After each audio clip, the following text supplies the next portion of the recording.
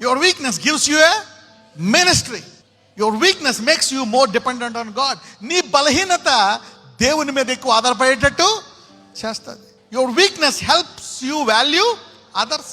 నీ బలహీనత ఇతరులకి విలువిస్తుంది, ఎందుకంటే వారిలో బలము నీలో బలహీనత. It's a body of Christ. Your weakness prevents arrogance. నీ బలహీనత నీ గర్వాన్ని తగ్గించి దీనుడిగా చేస్తుంది. Your weakness reminds us that God will give us new bodies. నీ బలహీనత ఏం చెప్తుంది? దేవుడు నాకు యుగ యుగములో మహిమ శరీరాన్ని ఇవ్వబోతున్నాడు.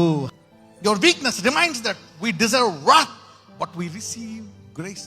మన బలహీనతలకి మనము ఆయన యొక్క ఉగ్రత అనుభవించి నరకానికి పోవలసిన వాళ్ళము, ఆయన మన శిక్షను భరించి మన ఎక్కడ తీసుకెళ్తున్నాడు? పరలోకానికి తీసుకెళ్తున్నాడు. Your weakness renews our mind. బలహీనత మనల్ని మనము నూతన పరుచుకునేటట్టు చేస్తుంది, దేవునిలో ఎదిగేటట్టు చేస్తుంది. నీ బలహీనత లోకాన్ని జయిస్తుంది. ఈ వాక్యం తర్వాత కొంతమంది ఆశీర్వాదంగా మారిపోతున్నారు. ఇక్కడ ఈరోజు నీకే టికానా లేదేమో, నువ్వే బలహీనుడివి, నాకు అది పోయింది, నాకు ఇది లేదు, అది ఇది అనుకుంటున్నావా?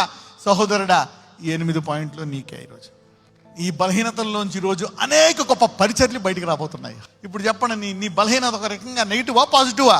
క్రీస్తులో ఉన్నవారికి సూపర్ పాజిటివ్.